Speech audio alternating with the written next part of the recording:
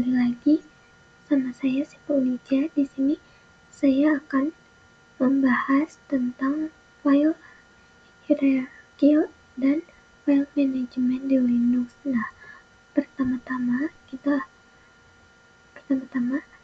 akan ke materi file hierarki Linux dulu ya, teman-teman. Nah, di sini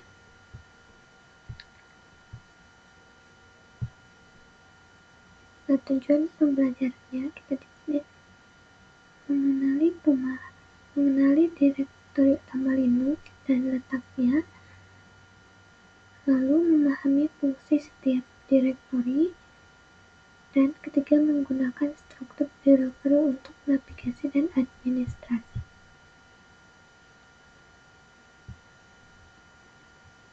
Nah, apa itu file hierarki Linux? Struktur direktori yang mengatur lokasi file dan folder pada sistem Linux. Nah, root sistem, aplikasi, user, dan data. Inti konsepnya, semua direktori berawal dari root. Setiap folder memiliki fungsi tertentu. Struktur membantu sistem tetap terorganisasi. Pemahaman hierarki penting untuk administrasi Linux. Lanjut, ini peta file hierarki ya teman-teman. Bisa dilihat di sini seperti ini. Oke, lanjut. Nah, ini direktori Linux, nama, arti, dan fungsi utama. Ya, di sini ada tanda seperti ini ya. Ini slash root directory atau root directory. Nah, ini direktori utama yang menjadi akar dari seluruh sistem file Linux. Lalu ada bin atau binary, menyimpan program atau perintah penting seperti ls, cp, mp, dan cat. Lalu ada home atau home directory, menyimpan direktori pribadi setiap pengguna beserta dokumen dan pengaturannya. Lalu ada etc, editable text configuration, menyimpan file konfigurasi sistem dan aplikasi, misalnya jaringan, pengguna, dan layanan. Lanjut, ada dev atau device, berisi file yang mewakili perangkat keras seperti hard disk, keyboard, mouse, dan terminal. Lalu ada boot atau boot files, menyimpan file yang diperlukan saat booting, termasuk kernel, Linux, dan bootloader. Lalu ada lib atau libraries, berisi pustaka yang dibutuhkan program di bin dan sbin agar dapat berjalan. Lalu ada media atau removable media, tempat mount media yang dapat dilepas seperti plastik, CD atau DVD, dan kartu memori. Lanjut, ada mnt atau mount, direktori sementara untuk memount sistem file atau media secara manual. Lalu ada opt atau optional software, menyimpan aplikasi tambahan atau perangkat lunak pihak ketiga yang diinstal terpisah. Lalu ada PROS atau Process Information, berisi informasi proses yang sedang berjalan dan kondisi kernel bersifat backward. Lalu ada root atau root user home, direktori khusus untuk pengguna root atau administrator. Lalu di sini ada run atau runtime data, menyimpan data sementara yang digunakan sistem dan layanan selama komputer berjalan. Lalu ada sbin, sistem binaris, menyimpan program administration system seperti PSDK dan reboot. Lalu ada SRV atau service data, menyimpan data yang digunakan oleh layanan server seperti seperti web server atau FTP. Lalu ada SDS atau System Information, berisi informasi virtual mengenai perangkat keras dan kernel Linux yang aktif. Lalu di sini ada TMP atau Temporary File, menyimpan file sementara yang dibuat oleh sistem atau aplikasi. Lalu ada USR atau Unix System Resource, menyimpan sebagian besar aplikasi, dokumentasi, library, dan file yang digunakan pengguna. Lalu ada var atau Variable Data, menyimpan data yang sering berubah seperti log, change, database, file, dan email. Nah, lalu di sini ada kelompok directory. Nah, di sini kelompok sistem inti, yaitu ada bin, lib, sbin, dan ini ya yang tanda seperti ini. Lalu ada konfigurasi dan perangkat, yaitu etc, dev, dan boot. Di sini ada kelompok pengguna, yaitu home dan root, dan ada yang data and runtime atau ya di sini ada run, tmp, dan var.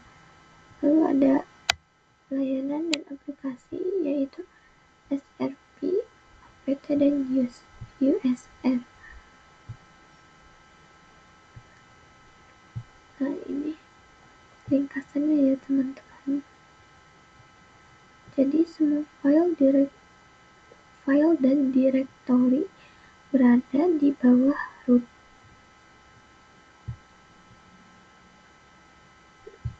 Nah, ini ringkasannya ya teman-teman, bisa dibaca.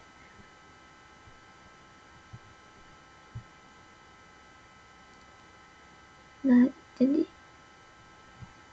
sekian untuk pembahasan file hierarki. Nah, kita lanjut ke file management ya teman-teman. Nah, teman-teman, kita lanjut ya ke file management. Nah, untuk perintah pertama, di sini kita diperintahkan untuk membuat beberapa direktori dengan nama Anda. Nah, perintah teksnya yaitu mkdir. Nah, kita masuk ke ini ya. Nah, pertama-tama kita masuk dulu ke salah satu direktori yang ini ya teman-teman, yang ada di sini. Bebas mau pilih yang mana. Di sini saya akan masuk ke yang pictures ya. Di sini kita ketik dulu cd lalu spasi dan ketik yang mau kita masuki seperti ini, lalu enter. Nah, lalu di sini kita ketik perintah yang mkdir tadi, mkdir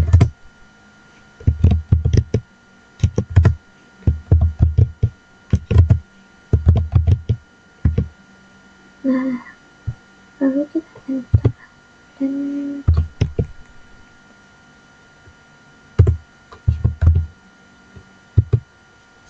nah, ada ya teman-teman. Lanjut perintah yang kedua, yaitu membuat beberapa file di salah satu direktori. Nah, perintahnya itu touch. Kita ketik touch text 1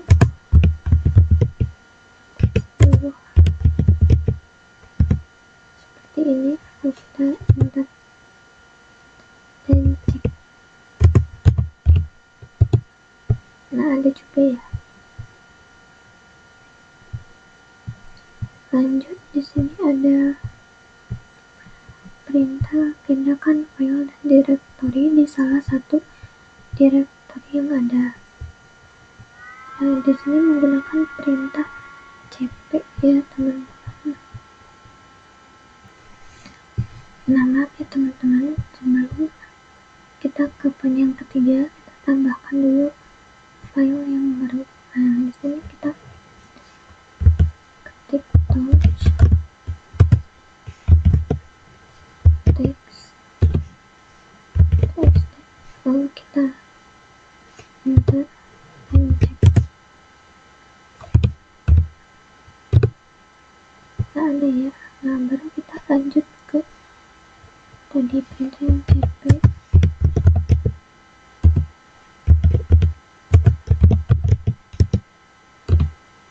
Lalu kita enter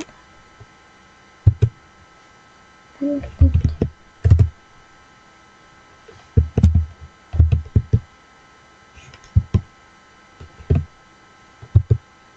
Nah, ada ya. Lanjut, yaitu perintah keempat, pindahkan file dan direktori ke salah satu direktori yang ada dengan nama yang baru.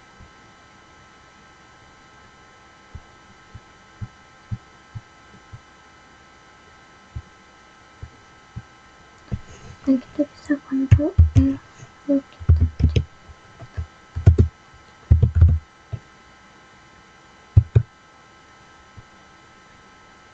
Nah, di sini mv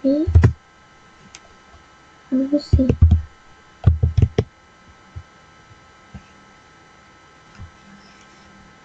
Satu menjadi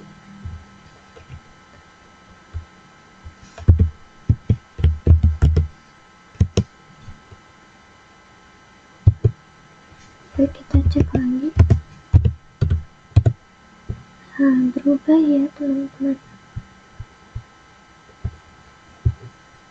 Lanjut ke yang kelima, yaitu hapus beberapa file dan direktori yang kosong maupun berisi.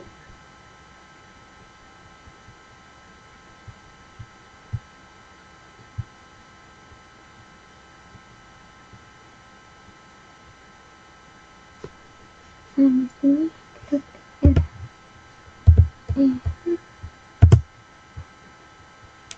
lalu kita ketik yang mau dihapus. Dan di sini saya akan menghapus yang teks ini.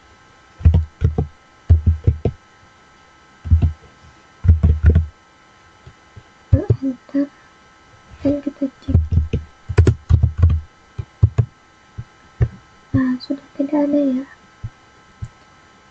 Lanjut ke yang keenam, yaitu tampilkan isi direktori disertai informasi dari setiap isi direktori. Nah, kita pakai yang lsvabl. Kita kembali, nah ini bisa Ctrl L, lsvabl, enter. Nah, jadi seperti ini. Nah, sekian video dari saya kali ini, semoga bermanfaat dan nanti bertemu lagi di video selanjutnya. Dadah guys, assalamualaikum warahmatullahi wabarakatuh.